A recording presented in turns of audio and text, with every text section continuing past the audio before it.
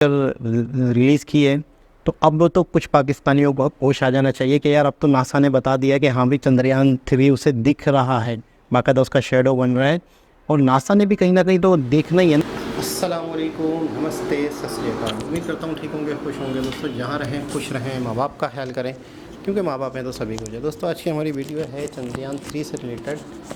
Vikram lander, NASA, ISRO, Chandrayaan 3।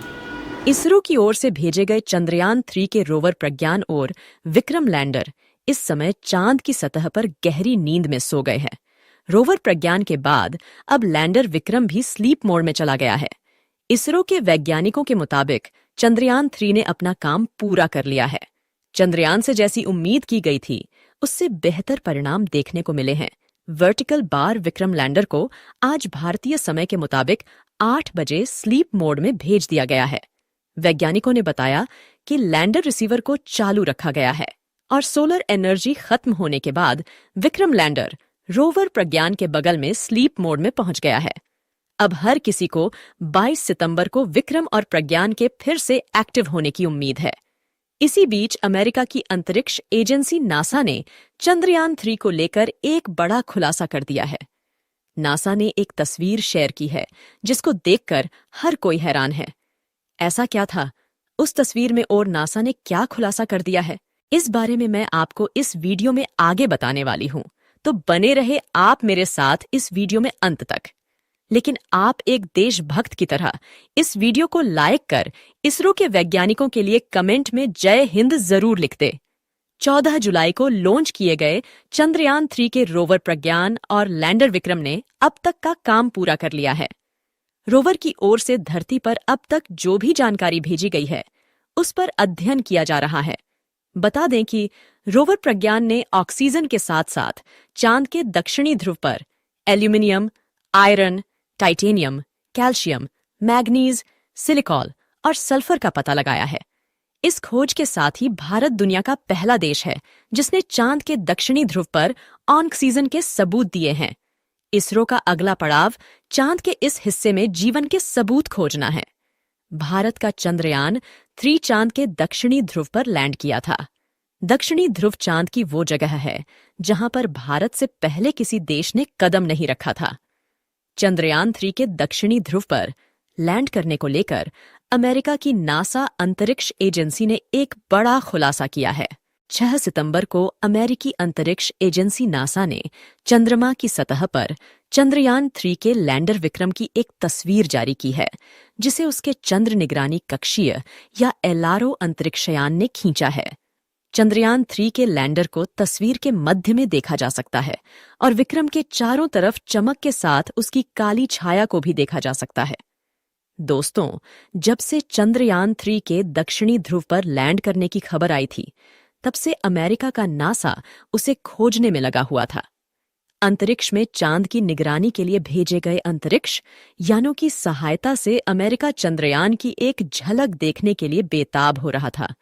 उसे विश्वास नहीं हो रहा था कि जिस दक्षिणी ध्रुव पर अमेरिका की खुद की उतरने की कभी हिम्मत नहीं हुई, वहां पर भारत अपना चंद्रयान कैसे सफलतापूर्वक लैंड करवा सकता है। नासा को तो इसरो का चंद्रयान महज एक कहानी लग रही थी, लेकिन 6 सितंबर को जैसे ही अमेरिका का अंतरिक्ष यान चांद के दक्षिणी ध्रुव के ऊपर से गुजरा, तो उसमें लगे हाई रेजोल्यूशन कैमरों में नासा के वैज्ञानिकों को भारत के चंद्रयान 3 का विक्रम लैंडर खड़ा नजर आया। चांद के दक्षिणी ध्रुव पर भारत के विक्रम लैंडर को देख नासा हैरान रह गया। इसके बाद वह यह जानकारी जुटाने लगा कि दक्षिणी ध्रुव से कितनी दूरी और लैंडर उतरा है। नासा ने अपनी रिपोर्ट में लिखा है कि इसरो के चंद्रयान 3 ने चांद की सतह पर 23 अगस्त 2023 को अपने कदम रखे थे। यह जगह चंद्रमा के दक्षिणी ध्रुव से करीब 600 किलोमीटर दूर है। इसके साथ ही नासा ने विक्रम लैंडर की एक तस्वीर भी शेयर की है, जिसमें विक्रम लैंडर नजर आ रहा है। जहां पर विक्रम लैंडर उतरा है, वहां पर चारों तरफ सफेद रंग का हैलो बना दिख रहा है, जो कि लैंडर के इंजनों की वजह से उड़कर हटी धूल है। आरओ को नासा का गोडार्ड स्पेस फ्लाइट सेंटर संचालित करता है। अब तो नासा को भी विश्वास हो गया है कि भारत का इसरो उसे कड़ी टक्कर दे रहा है।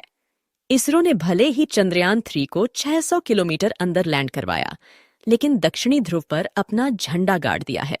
दोस्तों, इसरो की इस मेहनत के लिए वीडियो को लाइक कर कमेंट में जय हिंद जरूर लिख दे। दोस्तों, इस समय जहां पर हमारे प्रज्ञान रोवर और विक्रम लैंडर मौजूद है, वहां पर घोर अंधेरा छाया हुआ है। विक्रम लैंडर अब बिना सूरज की रोशनी के है। वह चांद पर फैले अंधेरे में सो चुका है। लैंडर और प्रज्ञान रोवर के सारे पेलोड्स बंद कर दिए गए हैं। सिर्फ लैंडर का रिसीवर ऑन है ताकि वह दोबारा से जगाया जा सके। अब चंद्रमा पर उस हिस्से में 14-15 दिन की रात है जहां पर विक्रम और प्रज्ञान है। अगर ये दोनों वहां के तापमान को बर्दाश्त कर ले गए तो शायद वापस सूरज के उगने पर एक्टिव हो जाएं, लेकिन इसकी संभावना बेहद कम मानी जा रही है। वैसे क्या आपको पता है कि चंद्रमा पर मौजूद विक्रम लैंडर की धरती से दूरी कितनी है? विक्रम लैंडर धरती से करीब 3,71,841 किलोमीटर दूर मौजूद है। अब अगले 14-15 दिनों तक विक्रम लैंडर और प्रज्ञान रोवर के आसपास घनी रात और भयंकर ठंड होगी। तापमान -250 डिग्री सेल्सियस से और भी नीचे जा सकता है।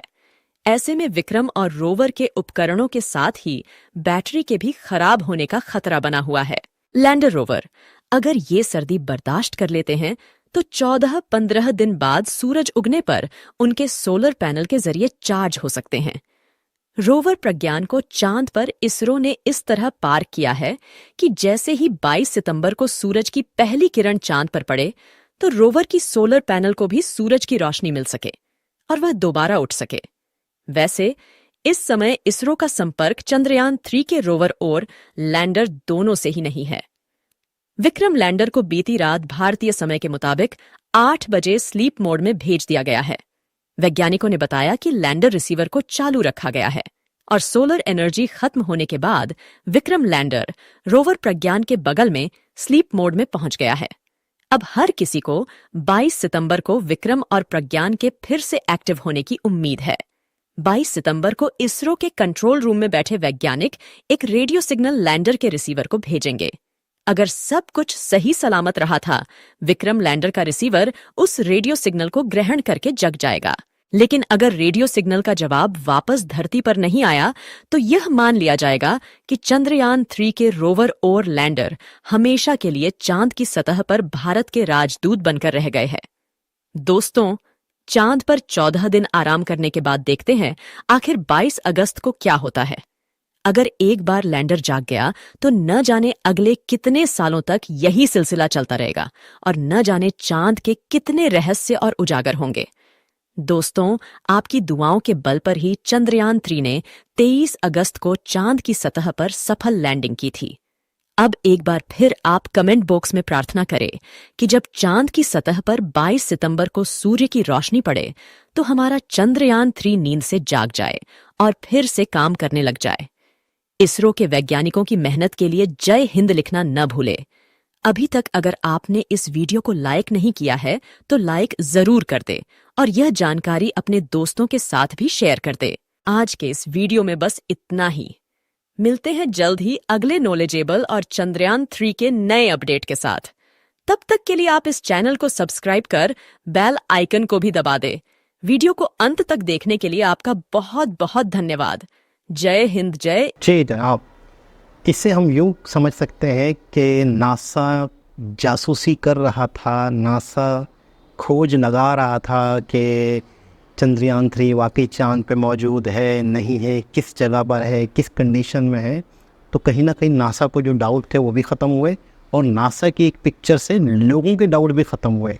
पाकिस्तानियों के सबसे पहले तो मैं आपको बताऊं कि बहुत सारी मैंने ऐसी वीडियोस देखी हैं जिसमें पाकिस्तानियों से जब ये जिक्र किया जाता है तो वो कहते हैं सब ये एनिमेटेड है, ग्राफिक्स है, एआई का इस्तेमाल है, ये है वो है।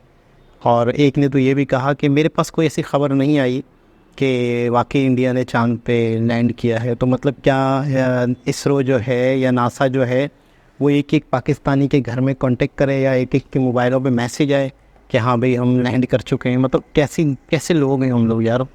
मतलब मैं अक्सर, मुझे नहीं अंदाज़ा था कि हम पाकिस्तानी इतने समझदार लोग हैं, लेकिन आस्ते आस्ते अंदाज़ा हो रहा है कि हम कितनी ख़तरनाक स्थिति में मौजूद है, हम कितने अंधेरे में मौजूद है। तो खैर नासा ने अब ये पिक्चर रिलीज़ की है तो अब तो कुछ पाकिस्तानियों को होश आ जाना चाहिए कि यार अब तो नासा ने बता दिया कि हाँ भी चंद्रयान 3 उसे दिख रहा है, बाकायदा उसका शेडो बन रहा है। और नासा ने भी कहीं ना कहीं तो देखना ही है ना कि किस एरिया में है, किस जगह पर है, किस स्थिति में है, तो वो भी कंफर्म हो गया। अच्छा, अब आप लोगों से एक सवाल है, कमेंट्स के ज़रिए आप लोग ज़रूर बताइएगा कि आप लोगों को क्या लगता है, क्या 22 तारीख को क्या ये दोबारा रीएक्टिव हो सकते हैं या नहीं। अच्छा, अगर नासा इसरो ने अगर कहीं ना कहीं ये अल्टीमेटम दिया है या ये इशारा दिया है कि दोबारा से हो सकता है, चांसेस कम है, तो कहीं ना कहीं हो सकता है कि वो जो इक्विपमेंट्स है या जो पेलोड है या जो भी मशीनरी है, कहीं ना कहीं उसकी सेफ्टी का ख्याल रखा गया होगा। ठंड से सख्त किस्म की ठंड पड़ रही होगी इस वक्त वहाँ पर, तो कहीं ना कहीं इसरो ने कहीं ना कहीं कोई ना कोई सेफ्टी फीचर्स होंगे, मुझे ऐसा लगता है शायद। लेकिन देखते हैं क्या वो सेफ्टी फीचर्स या उस मटेरियल से, जिस मटेरियल से वो बने हैं, क्या वो मटेरियल्स इतनी ठंड को बर्दाश्त कर पाता है या नहीं 15 दिनों 14 दिनों तक के लिए। फिर उसके बाद देखते हैं कि दोबारा रिएक्टिव होता है। अगर ये इस तरह से चलता रहा तो हर 15 दिन के बाद इसका मतलब है खोज हुआ करेगी, मज़ीद चीज़ों को डिस्कवर किया जाएगा और कई सालों तक ये सिलसिला चल पड़ेगा, कई चीज़ें डिस्कवर होंगी। इसका मतलब तो ये है।